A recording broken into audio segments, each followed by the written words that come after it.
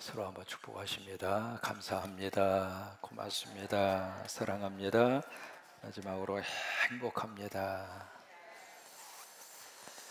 오늘 사절에 보시면은 소가 없으면은 구유가 깨끗하겠지만은 소의 힘으로 얻는 것이 많아요, 적어요.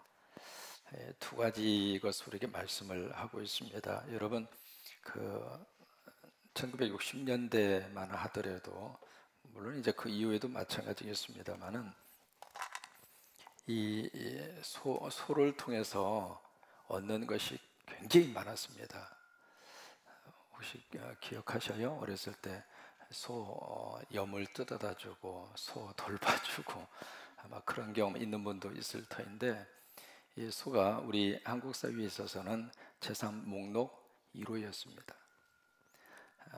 논도 밭도 다 갈아주고요. 농기계 역할을 다 했고, 때로는 달구지도 돼서 우리 다 태워주었고, 또 그것으로 끝나지 않았잖아요. 가끔 새끼 나면은 새끼 팔아가지고 돈도 벌게 해주었고, 또 그것이 이제 그 유양가에서 나온 그것이 퇴비가 되기도 했고, 나중에는 자신의 몸을 바쳐서 대학 등록금도 대주었고, 아무튼 참 고마운 짐승 가운데 하나가 소였습니다. 그래서 소를 가리켜서 뭐라고 이야기하냐면 생두라고 하는 말을 쓰기도 했어요. 생두. 이게 무슨 뜻이냐면 가족이라고 하는 뜻입니다. 그래서 소는 짐승이라기보다는 어떤 의미에서 우리의 곁에 가장 가까이 있는 한 식구처럼, 여러분 그 원앙이라고 하는 그 영화가 있었잖아요. 할아버지하고 소와의 관계를 이렇게 다큐멘터리식으로 쭉 해서 이제 감동적으로 했던 그 영화가 있었는데, 마지막 그 영화의 장면에 소가 눈물을 톡톡 흘려요. 그리고 소가 이제 죽어가잖아요. 죽어가는데 할아버지가 그 소를 갖다가 잘 장례식을 해서 묘지까지 해서 이렇게 만들어주는 원앙이라고 하는 그 영화가 있었습니다만은, 이제 그 정도로 소는 생두와 마찬가지였던 그런 짐승 가운데 하나입니다.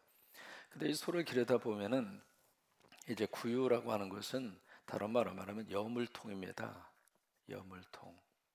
여물통이 이제 구유라 그렇게 표현을 하거든. 영어로 매니저라고 하는 말을 쓰는데, 그러니까 소를 기르다 보면 이 여물통이 어쩔 수 없이 지저분할 수밖에 없다는 거예요. 뭐 그냥 가서 그냥 발로 밟기도 하고 여물통을 뒤집어 엎기도 하고. 그런데 가만히 생각해 보니까 만약에 이것을 깨끗하게 하려면 뭐가 없으면 돼요? 소가 없으면 돼요. 그럼 둘 중 하나를 선택해야 되잖아요. 소를 기르려면 여물통이 더러워지는 것을 감수할 수밖에 없는 거고, 만약에 여물통이 깨끗하기를 원하면 소를 없애야 되겠고요. 근데 양자택일을 해야 되는데, 사실 이 여물통이 더러워진다 하더라도 차라리 소를 기르는 것이 훨씬 더 지혜롭다고 하는 거예요. 왜? 그것을 통해서 얻는 것이 많으니까. 그게 오늘 말씀의 중요한 그런 내용입니다. 항상 그래요. 우리는 이 여물통을 어떻게 하면 깨끗하게 할 것인가. 물론 거기에 이제 관심을 가질 수밖에 없습니다만은 여물통은 어차피 더러워질 수밖에 없다는 거예요. 소를 기르기로 작정을 했으면은 여물통은 어차피 지저분할 수밖에 없고 더러울 수밖에 없고 냄새날 수밖에 없고, 그건 감수를 해야 된다고 하는 거예요. 그걸 감수하는 그 이유는 그 소를 통해서 내 스스로가 얻을 수 있는 것이 훨씬 더 많으니까. 그러니까 덜 중요한 것을 위해서 중요한 것을 포기하지 말라 그 말이에요. 그것이 이제 오늘 4절의 말씀 가운데 하나입니다. 여러분 신앙생활하면서 새벽기도 얼마나 중요하고 새벽기도를 통해서 얻는 것이 훨씬 더 많잖아요. 인정하셔요? 새벽의 영성, 새벽을 깨워서 기도하고 새벽을 말씀으로 시작을 하고, 그것이 때로는 피곤하기도 하고 때로는 힘들기도 하고, 특히 이제 젊은 목회자들은 새벽기도 하는 것이 순교라 하는 것처럼 그때는 뭐 잠이 막 쏟아지기 시작하니까 새벽 기도만 안 하면 목회 좀 할만 하겠는데, 아휴, 도대체 누가 이 새벽 기도를 만들어서 이렇게 사람을 피곤하게 하고 힘들게 만들어지 모르겠다고 그런 생각을 할 때가 있습니다. 마치 여물통 그렇게 생각하는 것처럼 차라리 이것이 없으면 훨씬 더 나을 터인데, 그런 생각을 할 수 있는 경우들도 있습니다만은, 그런데 이 새벽 기도 때문에 하나님이 주시는 은혜가 훨씬 크다고 하는 거예요. 그걸 버리지 말라고 하는 거예요. 어느 목사님이 시골에 가서 목회를 하시는데, 아휴, 새벽 기도 이렇게 다 새벽에 나가서 보니까 교인 서너 명 나오시는데, 아휴, 저 양반들만 안 나오면 내가 새벽 기도 안 할 수 있는 이유가 충분할 터인데. 그래서 이제 한참 기도하다가 이렇게 뒤로 돌아다 보면 한 사람, 두 사람 이렇게 졸다가 가고, 그래서 이제 떨어져 나가니까 마음속으로 쾌재를 부르는 거예요. 드디어 염물통을 깨끗하게 할 수가 있구나. 드디어 이 새벽 기도를 없앨 수 있는 절호의 찬수구나, 이렇게 생각하고 있는데, 그 중에 권사님 한 분이 징그럽게 계속 새벽 기도를 나오는 거예요. 그래서 이제 한 번은 비가 확 쏟아지는데, 그 빗길을 뚫고 오늘도 새벽기도 어쩔 수 없이 그분 때문에 해야 되는구나 하고 딱 나가서 가서 봤더니, 세상에 그 권사님이 비가 너무 많이 오니까 안 나온 거야. 그래서 이제 좀 감정이 상한 이 목사님이, 세상에 누가 말해 이 새벽기도를 만들어 가지고 이렇게 생고생을 시키는지 모르겠다고 제가 이렇게 고상한 표현을 썼습니다만은, 그렇게 이야기를 했겠어요. 그리고 성경책을 집어 던졌는데, 그리고 성경책에 이제 집어 던져서 이렇게 딱 펼쳐졌는데, 딱 보니까 눈에 딱 들어오는 말씀, 펼쳐져 있는 구절이 마가 1장 35절 말씀. 새벽 미명에 예수께서 일어나 나가 한적한 곳에 나가 바로 거기서 기도하시더니, 새벽 기도를 누가 했어요? 예수님이 하신 거예요. 그래서 회개하고 지금 목회를 잘하고 있대야. 이게 염물통을 깨끗이 하려면, 소를 없애면 아주 간단한 방법이죠. 간단한 방법인데, 그 방법을 우리가 선택하고 나는 순간 그 소를 통해서 얻을 수 있는 것도 포기할 수밖에 없다고 하는 거예요. 여러분, 부모가 자녀를 양육하는 거, 이거요 보통 문제가 아니잖아요. 어리면 어린 대로 신경을 써야 되고, 나이 들어서 우리 중고등부 친구들 완전히요 핑퐁입니다. 어디로 튕길지 모르는 럭비공과 똑같은 친구들인데, 거의 다 사춘기 들어간 아이들, 이거요 우리 교사 선생님들 너무 수고하고 있어요. 그래서 우리 교회학교 선생님들 여러분들 보실 때마다 가서 꼭 격려해 주시기를 바라고, 아이스크림이라도 하나씩 사주시기를 바라고. 그래서 이게 이 중고등부 친구들, 이게요 교사 이 역할을 한다는 것이 너무 힘들고 어렵거든요. 여러분, 그래도 불구하고 차라리 이 애들이 없다면, 차라리 이 자식들이 사라져 준다면, 여러분 그런 생각을 하면 어떻게 되겠어요? 차라리 그 힘들지만은, 염물통이 지저분하고 염물통 때문에 너무 고달프지만은, 그래도 그 아이들 때문에 희망이 있고, 그 아이들 때문에 미래가 있고, 그 아이들 가운데 잘 되리라고 믿으면서, 그러면서 그 아이들을 돌봐주고, 그 아이들을 끌어안고 위해서 기도해주고.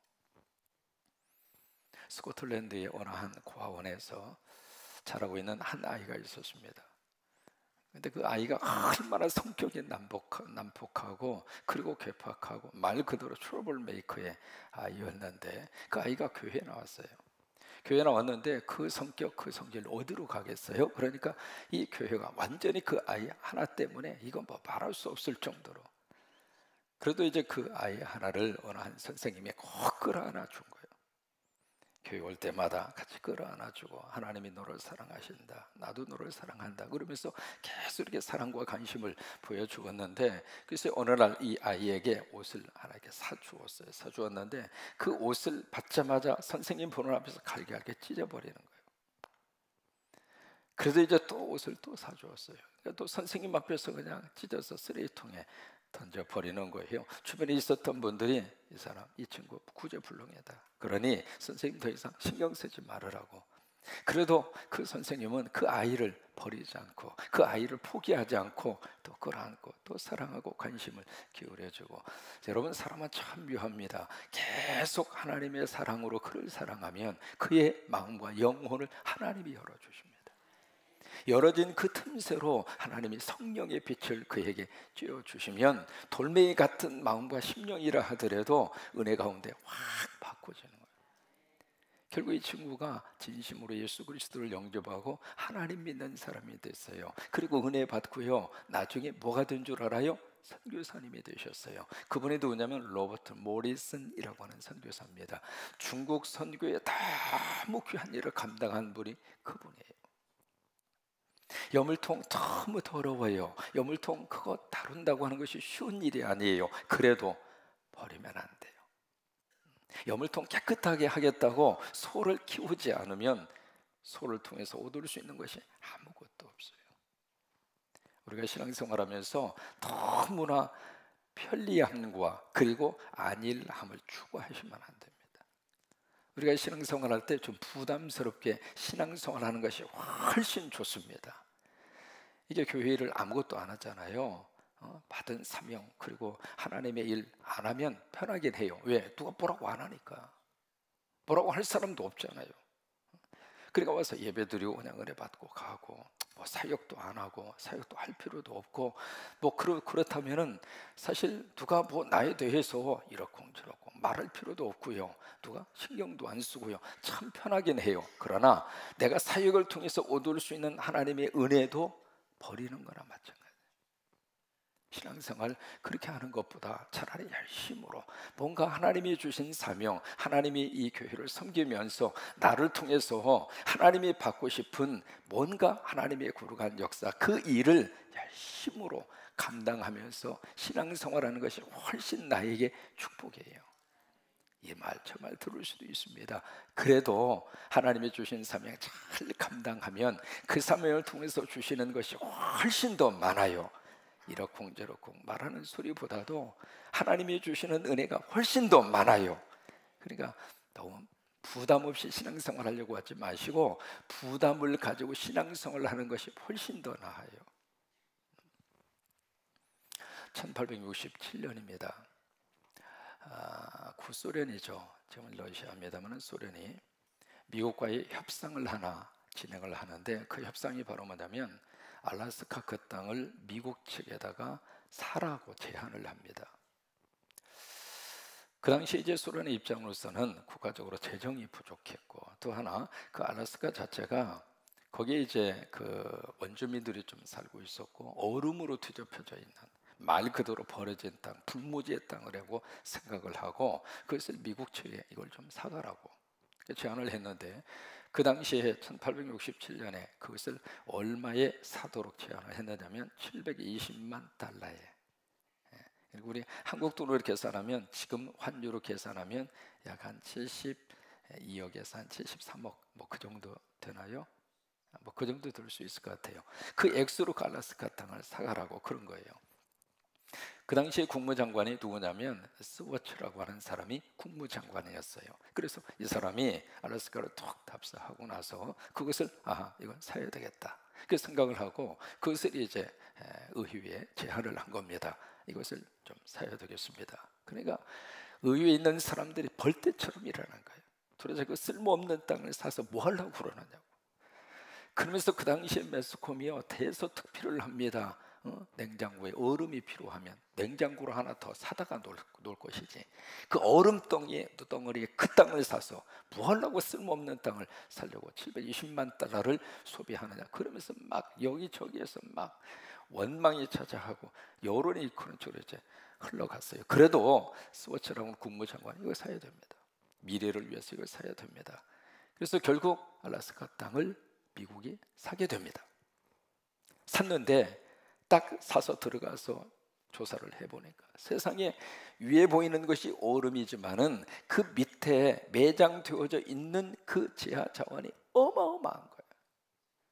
여러분, 거기에 석유가 지금 상상할 수 없을 정도로 석유가 거기에 매장이 되어져 있습니다. 그래서 알래스카에서 원유를 뽑아가지고 그것을 캐나다를 통해서 미국까지 큰 이 파이프라인을 통해서 그 원유를 미국까지 지금 들어오고 있거든요.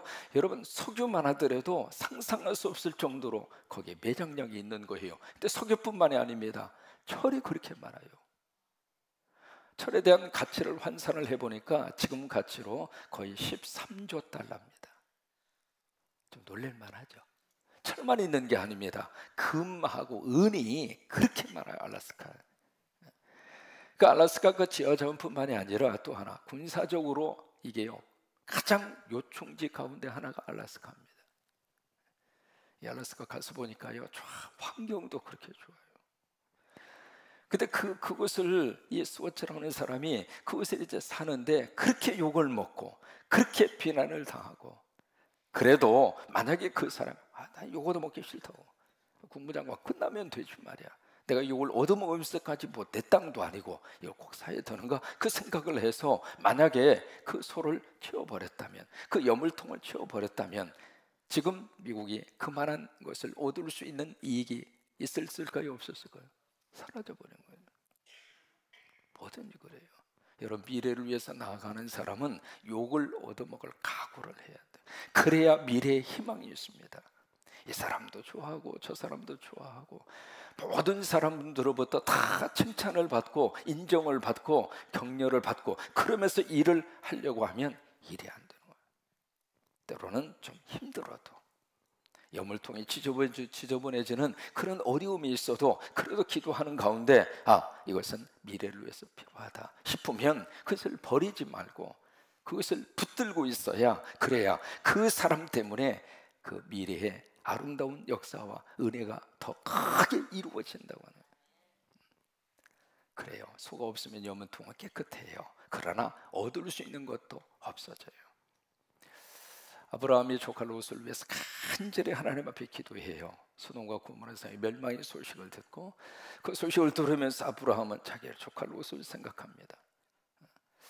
그 조카 롯이 거기에서 멸망받고 심판받는다고 하는 그 생각하니까 견딜 수가 없는 거예요. 그래서 아브라함이 하나님 앞에 중보기도 하죠. 중보기도 하는데 몇 번이나 기도하죠. 의인 50명을 놓고 하나님 앞에 기도합니다. 그러다가 45명, 그러다가 40명, 그러다가 30명, 20명, 몇 명까지 내려가요? 10명까지 내려갑니다. 그러니까 횟수로 보면 6번이에요. 6번인데 그 이야기는 아브라함이 하나님 앞에 간절히 기도했다는 이야기는 마치 여물통이 지저분한 거랑 마찬가지란 말이에요. 그래도 아브라함은 포기하지 않고 하나님 앞에 기도하고 또 기도하고 결국 어떻게 됐어요? 그 기도를 통해서 조카 롯이 거기서 살아나게 되잖아요. 그래요. 다시 한번 우리 4절의 말씀 읽습니다. 소가 없으면 구유는 깨끗하려니와 소의 힘으로 얻는 것이 많으니라. 그래요. 우리가 신앙생활도 그리고 교회도 여기저기서 교회에 뭐 그냥 교회의 부패상, 교회의 타락한 거 막 이야기를 해요. 부정할 수 없는 요소들이에요. 그럼에도 불구하고 여러분 교회를 혐오스럽게 생각하거나 아니면 교회가 없어졌으면 좋겠다 그렇게 생각하는 것은 하나님이 기뻐하는 생각이 아닙니다. 그래도 교회를 통해서 하나님이 하시는 일이 훨씬 더 많아요. 한국의 대표적인 종교가 불교, 그리고 캐톨릭, 그 다음에 기독교 몇 개 쭉 나열을 할 수 있잖아요. 그 중에 가장 이 세상과 사유를 섬기고 세상을 위해서 큰 일을 감당하는 기관이 기독교예요. 어려운 이웃을 위해서 가장 많은 예산을 사유로 흘러보내는 유일한 종교단체가 기독교예요. 여러분 불교만 하더라도 이렇게 세상을 위해서, 이 사회를 위해서, 국가를 위해서 별로 희생하는 것이 없어요. 1년에 이 불교만 하더라도 무슨 문화재 보호, 뭐 전통보 보호 해서 거의 수백억을 정부로부터 받았었어요. 우리 기독교는 안 그래요. 그러니까 여기저기 이 잘못된 교회의 모습을 보면서 마치 이 교회가 전체적으로 다 그런 것처럼 안 그래요. 여러분 그래도 하나님이 교회를 들어 쓰셔요. 교회를 통해서 하나님이 일을 하고 계시고. 그래요. 소가 없으면 구유는 깨끗하겠지만 소의 힘으로 얻는 것이 많으니라. 여러분 그것을 생각하면서 구유가 좀 더러워지는 것은 감수하면 돼요. 그 감수하고 그것을 통해서 하나님이 큰 일 하시리라고 믿고 오늘 하루도 힘있게 승리하는 여러분 되시기를 주의 이름으로 축원합니다.